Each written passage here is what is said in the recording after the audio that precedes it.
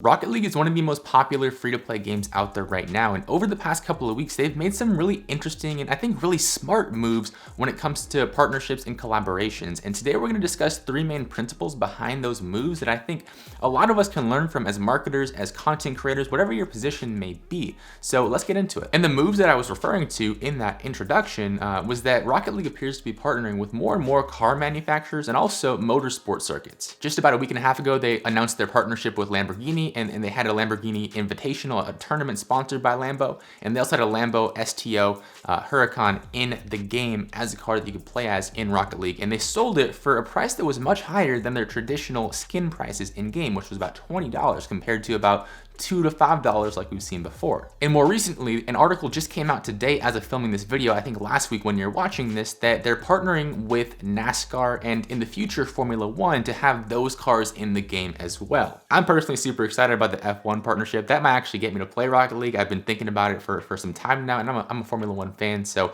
I love that move for that reason, just selfishly. And getting into point number one here, it's just a pretty standard one across most influencer collaborations, partnerships, sponsorships. It's the idea of cross-pollination, of taking members of one audience and introducing them to the new product on the other side, or taking members of that other audience and introducing them to that other product. So in this example, there may be some viewers of F1, viewers of NASCAR that don't really know about Rocket League or haven't really considered trying it.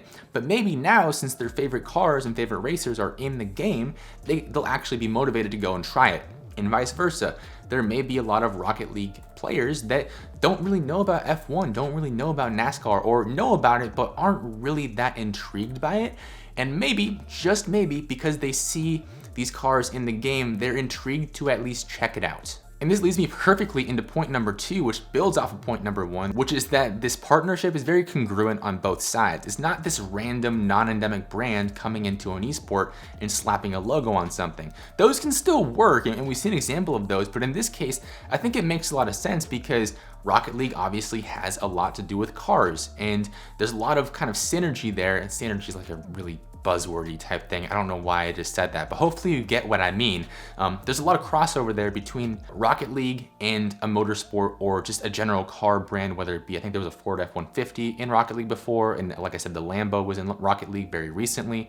There's a lot of crossover there. And it's reasonable to assume that members of each audience would at least be somewhat interested in checking the other product out. And now for point number three, which I think is the most interesting one, is that it could potentially be setting up these car brands, whether it be individual manufacturers or these motor racing circuits.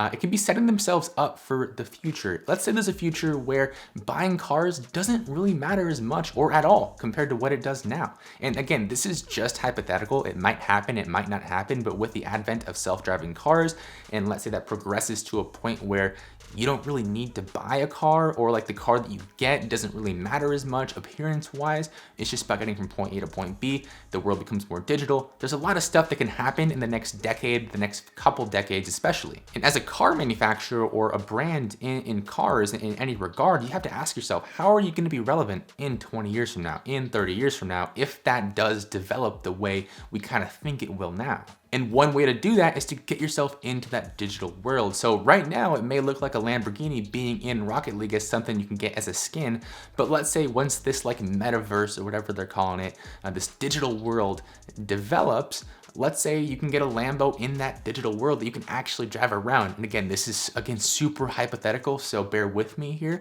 But I can imagine that might be part of the thought process of this partnership, at least looking at it from a brand exposure perspective in the really long run. So let me know in the comments down below, are you gonna get any of those skins that are showing up in Rocket League? Or if you're a Rocket League player, would this sponsorship make you consider watching F1 or watching NASCAR? By the way, I would highly recommend watching F1. It's an amazing sport. Watch Drive to Survive, it's great.